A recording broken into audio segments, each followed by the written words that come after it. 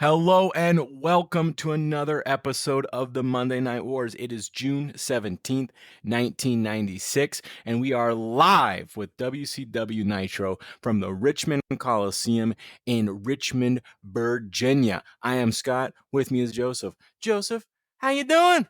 I am so good, Scott. And do you know why I'm so good? I don't know. Tell me why. Well, two huge things. Number one, we just had a guest host, which was fantastic. And number two, we are moving up in followers again, both on Spotify and on our Patreon. We have a new subscriber, Anthony Monez. Anthony Monez, pleasure to have you on our Patreon. Hopefully, you enjoy the pay per views. We talked about this on the pay per view for the Great American Bash, but we're probably going to do a little special at the end of the year where we list our Mount Rushmore of 1996. So have fun looking forward to that at the end of the year. But thank you, Anthony, for subscribing to our Patreon. And the fans will be happy to know that you've got a couple of your Mount Rushmores wrestling tonight, and I'm excited to talk about them. But we start with some recaps from the Great American Bash. Most importantly, that the outsiders, Scott Hall and Kevin Nash, attempted to murder Eric Bischoff. But they don't show us the whole thing. What a marketing genius that Eric Bischoff is. They show us clips, but we do not see what happens. Ooh, what a cliffhanger. Let's get into our first match, Joseph. They're doing something that I love. I know you know I love this.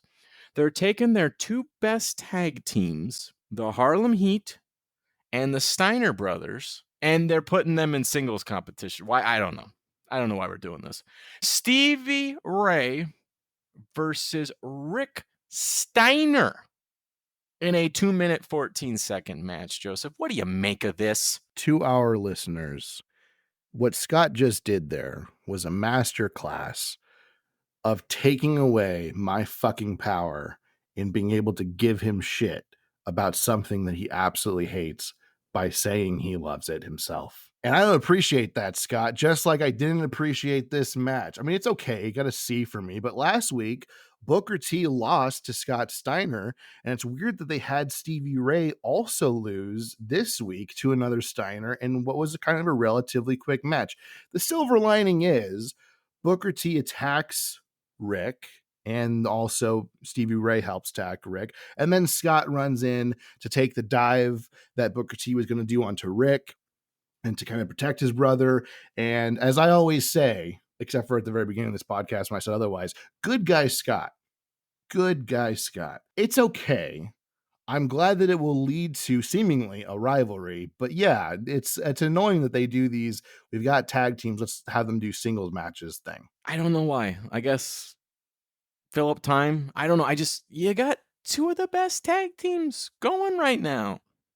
Wrestle as a tag team. I don't get it. Also, when you said that thing about stealing your power from you, I just wanted to let you know I took the douchiest sip of Country Time Lemonade while you were saying that. I just wanted you to know. Was it a prissy sip? Oh, it was. I pursed my lips and I took quite the sip. Anyways, hopefully it leads to a rivalry where we get a damn tag team match between these two. But I don't want to talk about that anymore because I don't want to talk about things that upset me. I want to talk about things that make me happy. And what makes me happy You is son of a talking about bitch. You son of a bitch. I know what you're doing. some of your favorite wrestlers. Some of your favorites. Your Mount Rushmore 1996. You know what? I'm just going to do it for you. You don't have to listen to the Patreon, guys. I'm going to give it to you right now. Disco Inferno, number 1. That's his George Washington, ladies and gentlemen. There it is.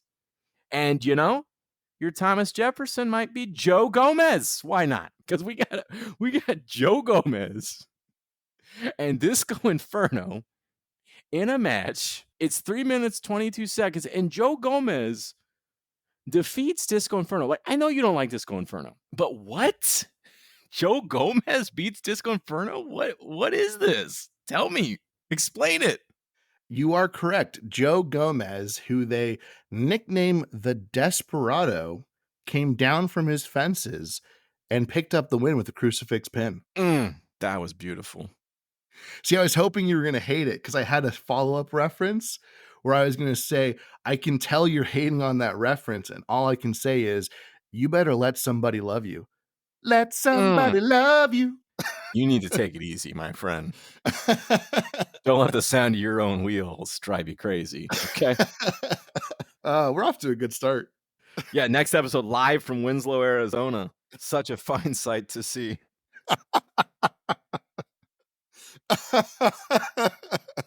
That's the match. It got a D from me.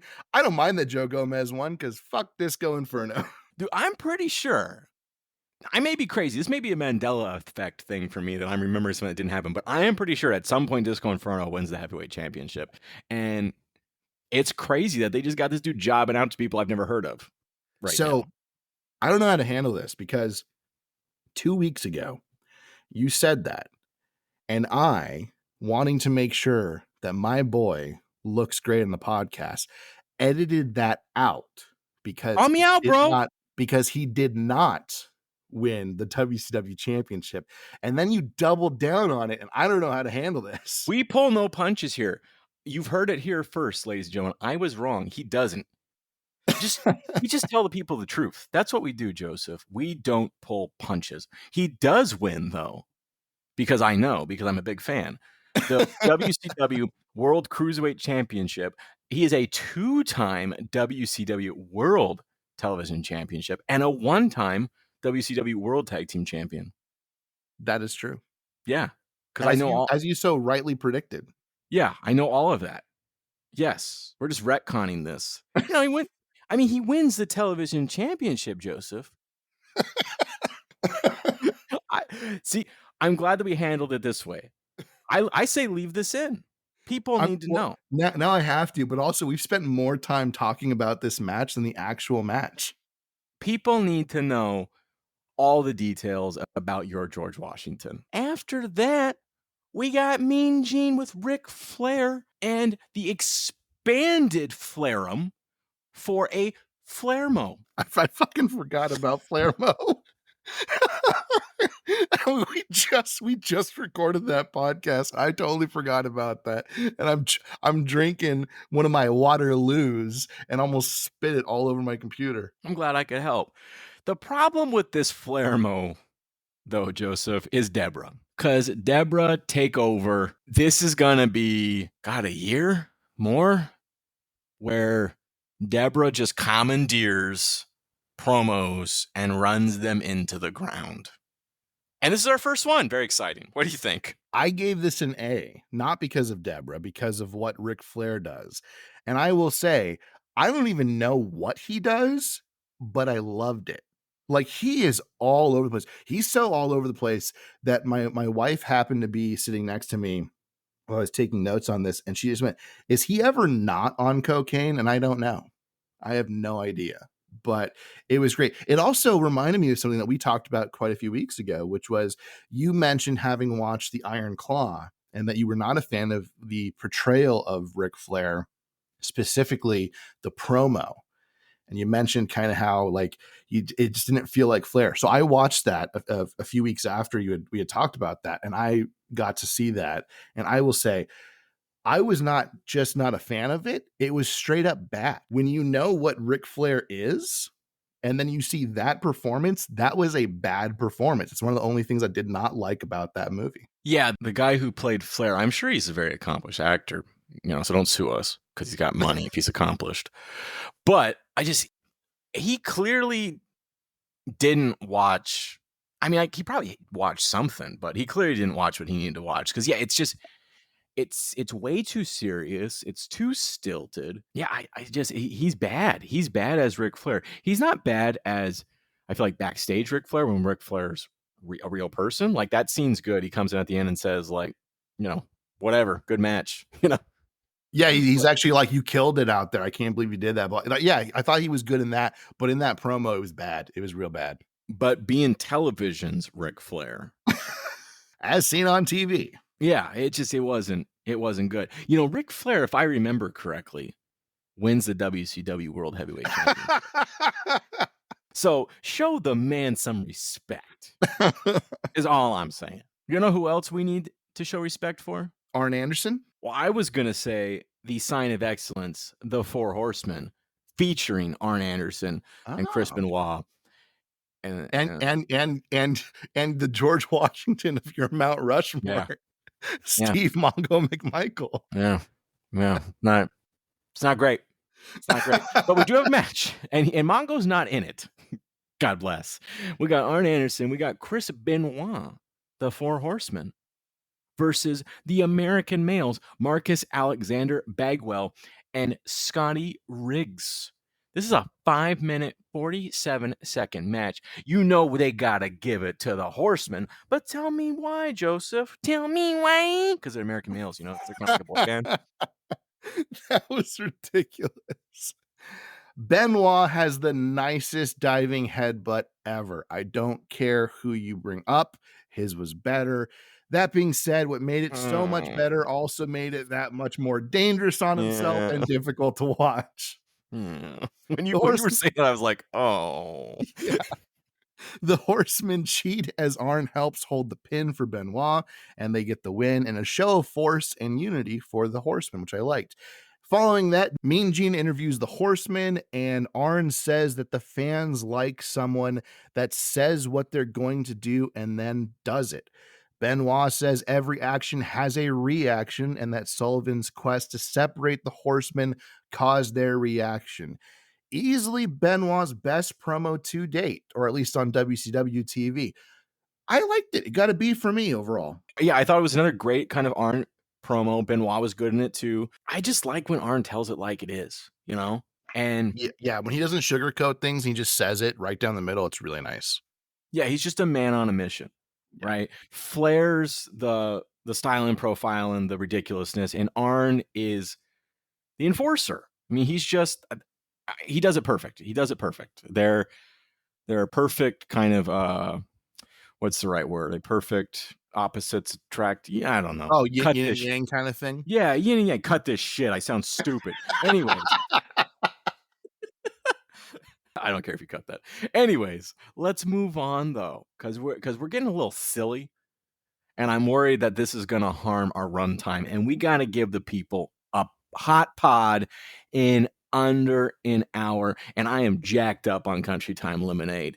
Let's move on. John Tenta, Big Bubba again. They thought it was so nice they were gonna do it twice because we had this match at Great American Bash. 4 minutes, 41 seconds. But again, interestingly enough, our boy comes out on top, Joseph. You said that they thought it was so nice, they decided to do it twice, and they should not have. It's okay. You got to see for me overall. Tenta wins pretty soundly overall, and then after he wins, Bubba starts beating him with a sock full of quarters. Okay, it's kind of strange, but I'm okay with it for now. We'll see where it goes. The thing I'm not okay with, and I mentioned this on the Patreon, so you got to subscribe to that and listen to that episode. Apparently, Tenta cut Big Bubba's beard, but it's been a day later and it doesn't look any different. And I didn't like that. It just grows really fast. Oh, okay. Yeah, I mean, he's one of those dudes that has like a 5 o'clock shadow at noon, you know? Anyways, let's move on. And I'm not going to say anything about this promo. I'm just going to say it's a Macho Man promo. And I'm going to let you take it from there because I know you wrote some stuff down and it's going to be fire.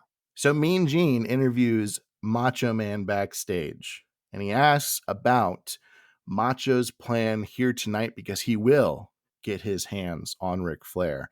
And Macho replies with, "Usually my plan is no plan. This time tonight, don't blink. Because I'm going to take my time. I'm going to be calculated.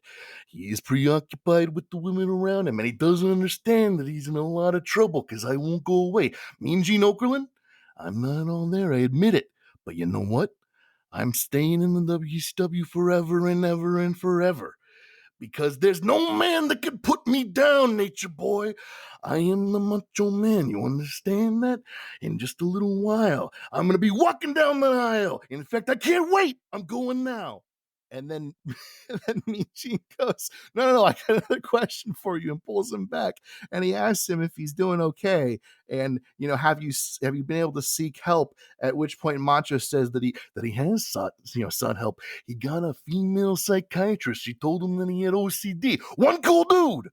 Everything's cool. Everything's copacetic. Everyone's happy. I'm happy now because of what I'm going to do right now.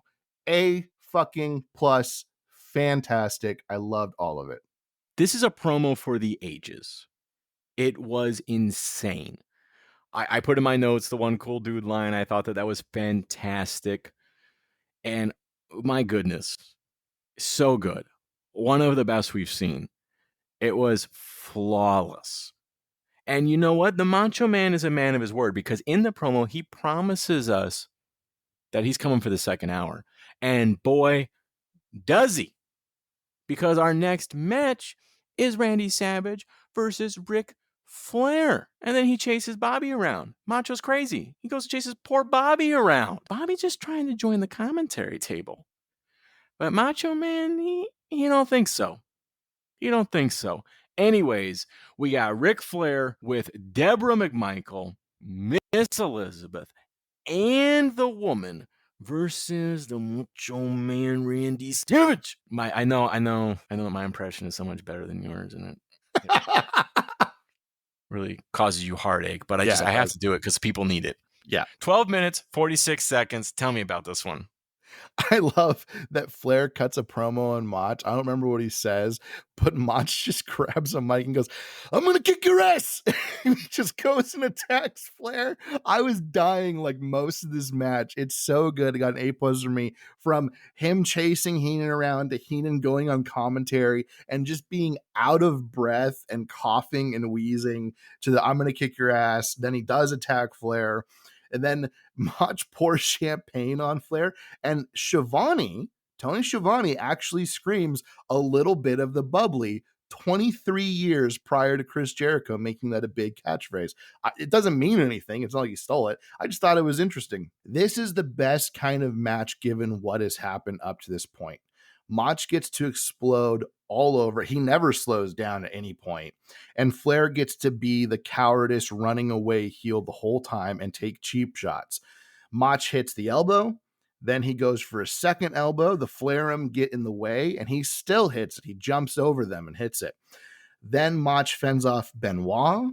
Then he fends off Arn, and then finally Mongo hits him with the briefcase, and then all men start beating up on him, and he's just kind of left as a, not bloodied, but a mess in the ring.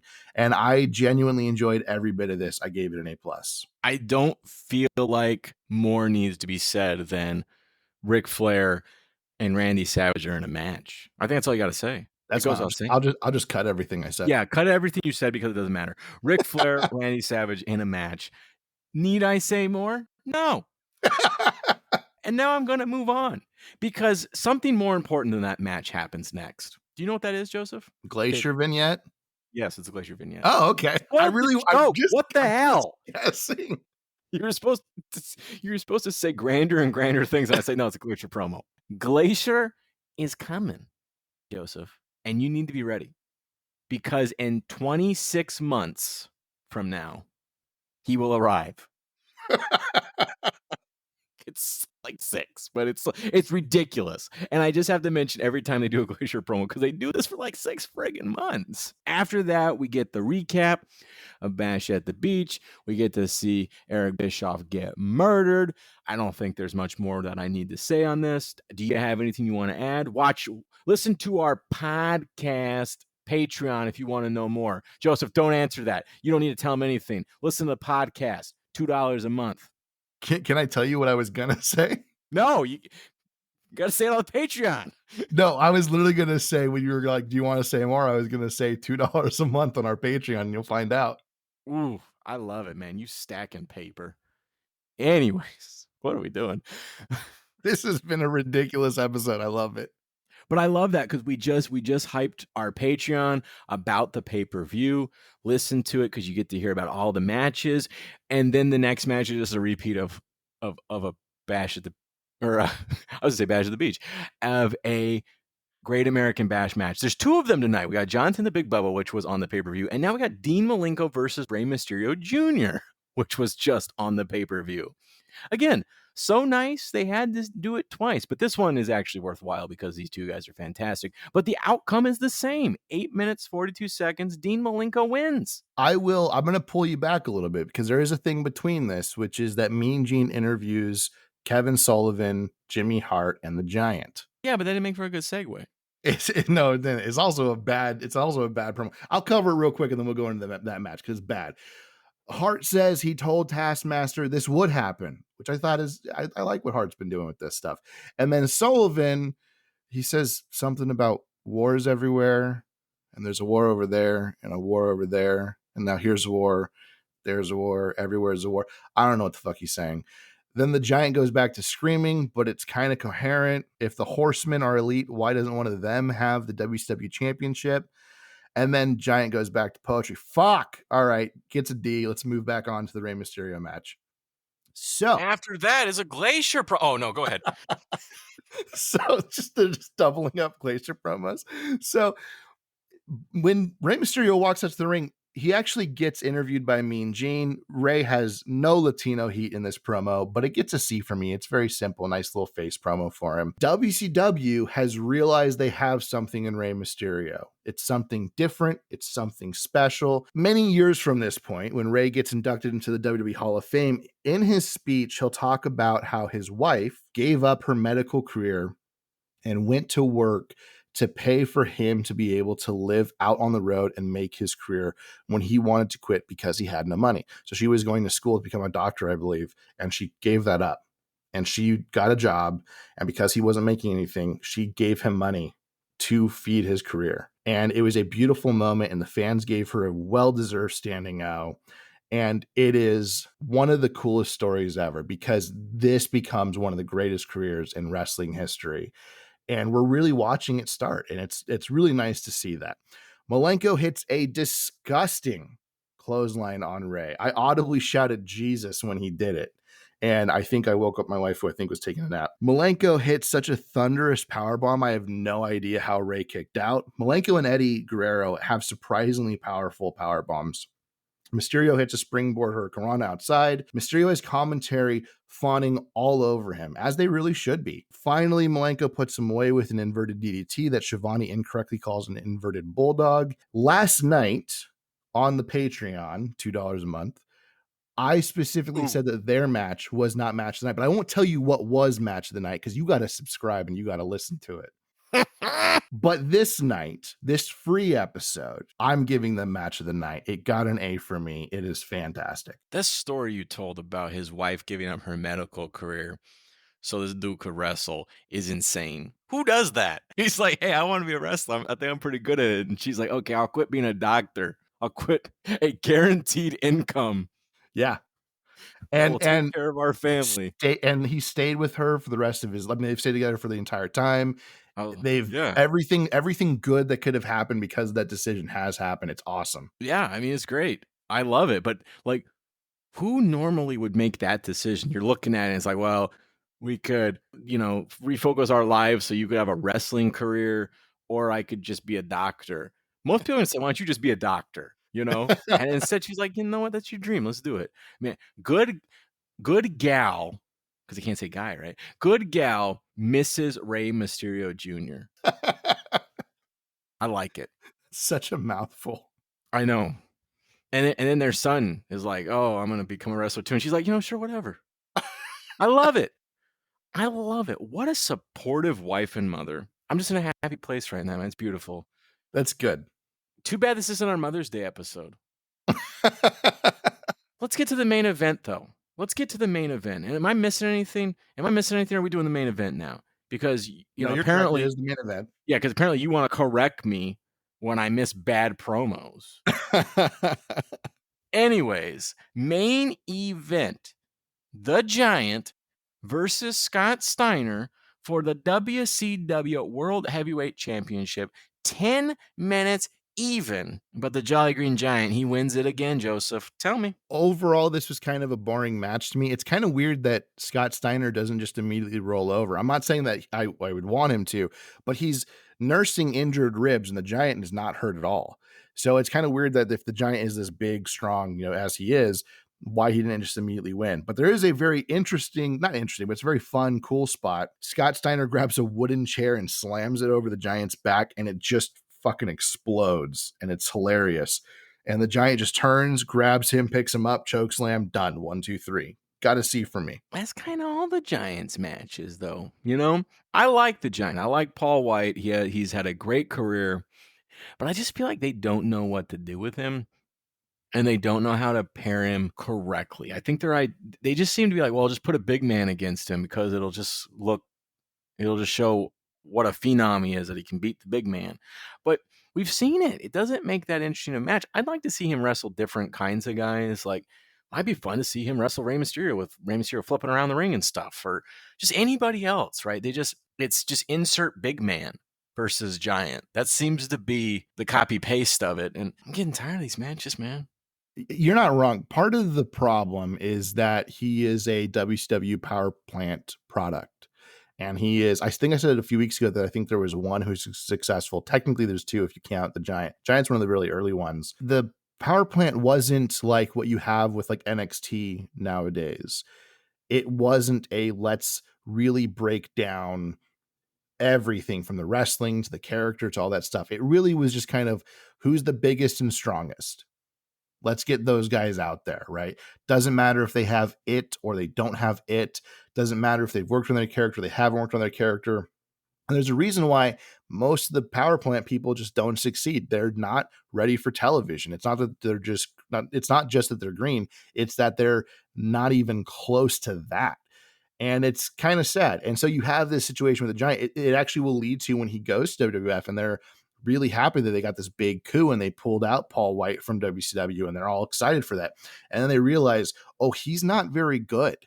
And eventually they send him down to OVW because they're like, you need to freaking learn how to do this because you don't know. And he's already had a storied career by that point and he doesn't really know what he's doing out there. So that's part of the problem. He really is not at a point where he can kind of carry matches and tell stories and all that stuff. So it's not just they're putting him with big, strong guys and it's creating this bad dynamic. It's that they're also putting him with guys who really can't carry him. The matches that we've really enjoyed have been with like Macho or Ric Flair, where those guys can kind of make up for all the things he can't do and make the match make sense. That's pretty much how we end it, except Mean Gene has an announcement. We have our third man who will face the Outsiders for Team WCW at Bash at the Beach. Eric wouldn't tell the Outsiders, and that's what got him thrown off the stage. And we're just going to tell him next night. I feel like Eric could have just told him and not been killed. But it's going to be Lex, Sting, and Randy Savage. Joseph, how pumped are you? So pumped. This is a very quick bit, but I gave this an A. Overall for the show, I gave it a B+. I really enjoyed the show as a whole. There were some slips, but the highs were really, really high. And let's keep that high point going because we're at the top of the roller coaster, and now let's just go straight down into WWF Raw from the Cumberland County Memorial Auditorium in Fayetteville, North Carolina. We got Vince, we got Jerry, and we got a King of the Ring quarterfinal match with Stephen Austin and Savio Vega. We've already seen this. They had the strap match. Apparently we're doing it again. But this one's got a bit of an interesting angle, Joseph, because we witness the first Stone Cold Stunner. I think I previously said on a podcast that it was on WWF Superstars that we saw the first Stunner, and I was incorrect. And the reason I was incorrect is because the YouTube video, the WWE YouTube video that shows the debut of the Stunner says WWF Superstars, June 17th, 1996. And at the time, I wasn't checking my calendar, but now that I am, that's Raw. What the heck? Tell me about the match, Joseph. This is it. This is the debut.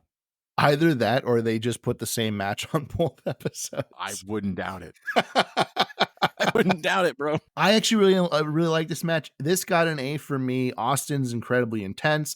Savio Vega hits a great enziguri, and I love a good enziguri. It's a great opener for both men. This makes sense to have as the King of the Ring quarterfinals match between them. They've obviously got a storyline, or they've had this storyline, this heat between them. They've been bitter rivals, and it kind of heightens this. But unlike their normal storyline where Vega went over, Austin finally gets his and he goes over on Vega. And like you said, he hits the very first stunner.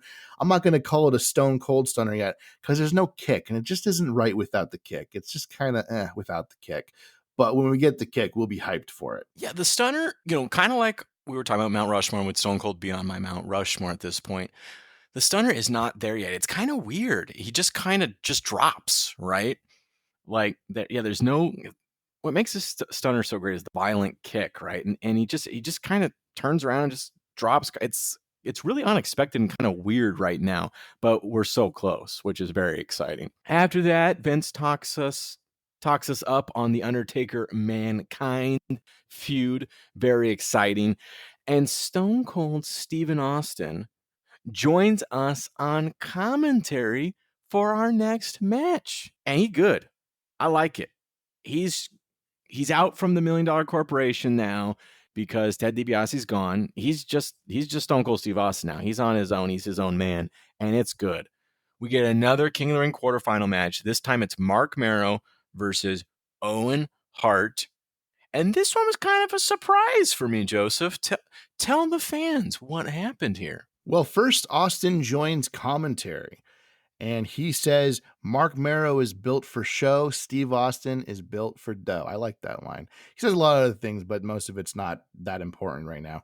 WWF, like you said, they expressed their condolences for Dick Murdoch between these bits, which I thought was really nice and touching. Interesting, WCW did not. Unless I'm mistaken, I don't remember seeing that at all on WCW's program. Go fuck yourself, WCW, apparently. I don't know. To be fair, I think they did at Great American Bash. Oh, got you. Well, in that case, I recall that. Good guy, WCW. And I also did not mention that. Clearly, you weren't listening to my rambling. So why don't you tell us a little bit more about Dick Murdoch? Dick Murdoch, I believe, was a former WWF Tag Team Champion. Austin at some point leaves commentary, and I was really excited about this. Right when they're cutting to commercial, he leaves commentary, and they're like, oh no, he's leaving. They come back, and apparently during commercial, he was just escorted to the back, I guess, so he wouldn't get involved. But like, why would you show that then? Why would you make a big deal about it and then just be like, oh no, we send him back? Like, okay. Mero wins a pretty strong match, I thought, with a roll-up.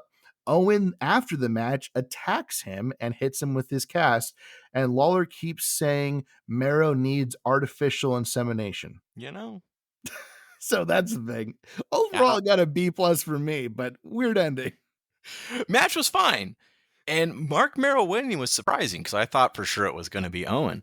So that was a surprise. But yeah, well, I mean, Jerry Lawler, Jerry just being Jerry, and there's nothing we can do about it. After that, though, there's kind of a weird promo where Vince talks to the Bulldog, and supposedly the Bulldog's at another live event that's happening simultaneously with this event. And I don't know. But anyways, it's to talk smack about Shawn because we're gonna not stop with that angle about Shawn trying to sleep with Bulldog's wife, and I don't like it, Joseph. What do you think? I gave this a C. It's okay, I guess. HBK runs in, attacks Bulldog after Bulldog's been talking a bunch of smack. They get pulled apart. It's fine, but I just don't like this rivalry. I would love this rivalry if it wasn't centered around what it's been centered. It's just more kind of okay. Well, let's talk about the next match because I know you're going to get excited. Just kidding. We got some stuff we got to talk about. We got to talk about the Superstar Hotline because there are 5 new superstars coming to WWF. Are you excited? Do they say 5? Yeah, I got 5 on my notes. Yeah. And they don't say who any of them are, right? They don't tease any of them? I looked it up. I know who it is, and it's no one you've heard of. Or at least no one I've heard of. Okay. Yeah, I checked. Do you want to give the people what they want and tell them who these 5 no names are? According to I looked it up on some other websites and stuff, and it's Freddie Joe Floyd, The Goon, Sal Sinceri, TL Hopper, and Alex Porto. I know The Goon. And Salson, I yeah. know the goon because he's a really bad gimmick where I believe he's a hockey player, and that's all I remember. And I don't know if that's coming up that he becomes the goon or if he already was the goon and they re-signed him. I can't remember. It's not good. Yeah, not much to get excited about, right? Yeah, very exciting stuff. Next up, though, Hunter Hearst Helmsley versus Aldo Montoya. Tell me more, Joseph. You can see. Spoiler alert, this is the start of the 83 weeks, and you can see why. Go ahead, Joseph. So Jerry Lawler interrupts this. Aldo Montoya comes out, and then Jerry Lawler interrupts it before Hunter Hearst Helmsley can come out. And this might be part of the punishment for Hunter Hearst Helmsley because he does not get a match in this. Jerry Lawler interrupts and says he will show what's going to happen when he faces the Ultimate Warrior. So Jerry attacks Aldo and hits a pile driver, which honestly, Jerry has a really good pile driver, so that's kind of nice. Jake the Snake charges Jerry, who runs out. This by itself is okay. The problem is, and I know Scott is thinking about this is going to lead to a bad storyline, and it's not going to be good, and we're going to be depressed through all of it.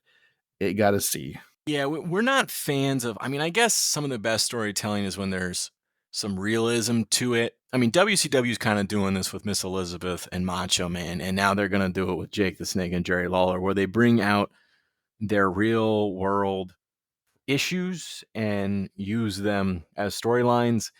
And they don't do it in ways that I feel are respectful or worthwhile. And I think that's the worst part. If you're going to do it right, right? Yeah. And neither of these two things are done well. And it's it's uncomfortable, and it gets worse and worse and worse. But hey, Brian Pillman's making his WWF debut. He's signing a contract. He's here. Yeah, and apparently he was emotional too, I guess. He got kind of tearful about it. Very nice. He's very grateful for the opportunity. After that, though, we got Jake the Snake and Goldust in a non-title match. What? For the main event. What are we doing, Joseph? What are we doing? Well, I'll tell you what we're doing, Scott. And tell me about the finish, because what the hell? Harvey Whippleman is now a ref, and I guess this is in response to him being unhappy with the officiating. So he decided to become a ref himself so he can get things right. I believe on Superstars the previous weekend, he overturned some call due to him realizing the call was wrong because of some sort of nefarious reasons. And we're going to get a similar outcome in this. We see another previous vignette of Jake the Snake and talking about how the young generation ignores their elders. Okay. Jerry says, save it for the 700 Club, which is probably the only reference I've ever heard of his that's actually timely and relevant. If you don't know what the 700 Club is, it's like a talk show specifically for Christians and the Christian community. And because Jake the Snake is, born again Christian at this point, that's the reason for it. Yeah, okay, fine, whatever. Jerry Lawler spoils the ending to the film Mission Impossible, which is actual heel work, and I hate him for it because it's a great film. Jerry says that Cornette could have discussed the new referee on Rosie, but instead he's doing it here tonight. Rosie was Rosie O'Donnell's talk show that ran from 1996 to 2002. I actually remember watching this quite a bit when I was a kid. Rosie O'Donnell is often a punchline to poorly written jokes, and I've never really understood why. She's in quite a few films that I love, like A League of Their Own, Sleepless in Seattle, and The Flintstones and Tarzan. Goldust throws gold dust, literally, in Jake's face and gets the pinfall. Harvey Whippleman calls it 1, 2, 3, and then upon further inspection realizes there's a bunch of gold dust all over Jake's face, realizes it's all over the ring, realizes Goldust threw it and that he cheated using a foreign object. So he overturns the match and reverses the decision and gives it to Jake, which is, I guess, okay. But more than anything, it's kind of a boring match. I gave it a C-. No nonsense Harvey Whippleman, man. He's just calling him like he sees him. But yeah, he's a ref now. They've been doing this thing the last couple of weeks where he comes out and takes notes, and it's a weird. I don't know why he's upset. Do we know why? Maybe this is something that happened on Superstars where he's upset about the officiating. They just keep know? saying that, but they've never shown why he's upset. It's just a weird angle. Yeah, and now he's a ref, I guess, because he's taken all the notes he needs, and now he's gonna ref matches, and I don't think this lasts very long. But it's the weirdest thing. What are we doing? What is WWF doing? You got one of the hottest storylines in wrestling history over on the other network, and we're doing this. And they've been putting on some pretty good shows. We were assuming it was all gonna be garbage for from WWF for most of the year, and we watch and go, yeah, that wasn't bad. That wasn't bad. This was not good, and it's over. Except for now, we go over to Jim Cornette and Mr. Perfect, and we find out that there's going to be a special referee, and it's going to be Mr. Perfect. Okay, you got anything more? It got a D. It got a D for me. It's not good. It's not even. I have no problem with Mr. Perfect, but how the hell is the special guest referee not Jim Cornette? It's so obvious that's who it should have been, because he's talking about how he has the perfect man in mind, a man who's going to call it right down the middle, a man who won't be persuaded by Shawn Michaels. This man is me. That's all he had to say. It's all he had to say, and it would have been perfect. And now Shawn has to go against not only Bulldog, but he also has to go against Jim Cornette. And you could do the great spot that I love when heel refs do, where it's like Shawn hits the sweet chin music and he pins Bulldog, and Jim Cornette goes 1, 2, and on 3 he just stares at Shawn and doesn't go for the 3 count, and then Shawn has to hit him or something, and then a new ref comes in to give him the win. I don't know. You could have done so much with it, but instead this is the outcome. And I have nothing against Mr. Perfect, but you had the storyline. It was right there. It was right there the whole time, and this is what you did. Yeah, I mean, Vince has decided that Mr. Perfect is done. He's not going to wrestle anymore. He did this with Macho Man, and Macho Man left for WCW. And in his infinite wisdom, he said, yeah, let's do it with Mr. Perfect too. So he's just trying to find places to fit Mr. Perfect into the program. And you know what, Joseph? What's that, Scott? Mr. Perfect going to go WCW. Like, what are we doing? This is crazy. But I mean, I've already spoiled it. We know who won. This is the start of the 83 weeks, right? Raw got a 2.3. Nitro got a 3.4. But how do you score it? I mean, I think I know very clearly, but what do you make of this? Raw's been doing this thing for the last few weeks. We talked about it, right? Where they'll have a great opener and then it'll just fall off after that. Had the same thing here. You have to look at this and say Nitro won, not just because of the storyline going on with the Outsiders and stuff. If you think about it, the Outsiders weren't part of today's Nitro. The only thing that was mentioned really about them, other than obviously the replays of the Eric Bischoff stuff, was the last segment where Mean Gene lets us know who's going against them at Bash at the Beach. But they weren't part of this. We didn't see Hall and Nash at any point on that episode, and it was pretty much a banger episode. It was a really, really strong episode, and then you have this turd over here going up against it. All right. Yeah, even the lows of WCW, the Joe Gomez Disco Inferno match, John Tenta and Big Bubba, which we'd already seen, and the second one was not as good as the first one. Even the lows are better. I feel like the only really good match of the night was Steve Austin, Savio Vega. Mark Mero and Owen Hart were okay too, but the rest of it was just crap. It wasn't good. And that's nothing. That's no slight against Hunter Hearst Helmsley or Jake Roberts or Goldust, who are all fine wrestlers, but they're just nothing stories, not great matches. I mean, your main event in the IC against the IC champion and the title's not even on the line. Like, why am I watching? Why wouldn't I flip over? It's crazy. Yeah, it's like just WWF. bad. Yeah, it's like WWF wanted to lose, and somehow they win, which is crazy. I don't know, man. They got to fix this, or else the 83 weeks will never end. When will it end, Joseph? In 83 weeks. But we're into it, and we look forward to going through all 83 weeks with you, because it's going to be exciting. One of the most exciting times in wrestling history, and we are now in it. We've hit a milestone. Pretty cool, Joseph. Yeah, it's a significant moment. It's interesting that that this is the episode that did it, because again, no Outsiders on. I expected it to honestly be something huge that the Outsiders did to make people go, oh, we gotta go tune in. And instead it's just, now they had a banger pay-per-view, and people said, all right, we're in now. And then they are for 83 more weeks.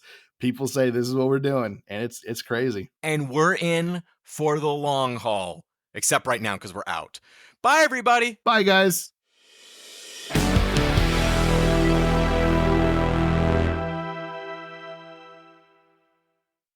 Hey everybody, it's Joseph. And guess what? Not only can you listen to us every Monday on Spotify, but you can find us on Apple Podcasts, iHeartRadio, Amazon Music, and YouTube Podcasts as well. Just search for Monday Night Wars Podcast. If you want to reach out to us, you can find us on Twitter at MON Night Wars Pod, on Instagram at Monday Night Wars Podcast, or just email us at mnwpodcast@gmail.com. And finally, subscribe to our Patreon at Monday Night Wars Podcast. For $2 a month, you get every pay-per-view from WCW and WWF during this era, as well as additional content later on. Once again, thank you for listening. We'll see you here next time on the Monday Night Wars Podcast.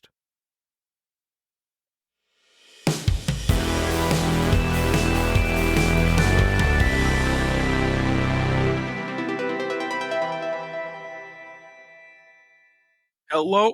Why'd you just log in, bro? I'm sorry. I didn't mean to do that. Were you gonna say something? But how about this? Roll Tide. I hear you, man. I poured myself some country time. Let's try that again. Sure, that's the blooper.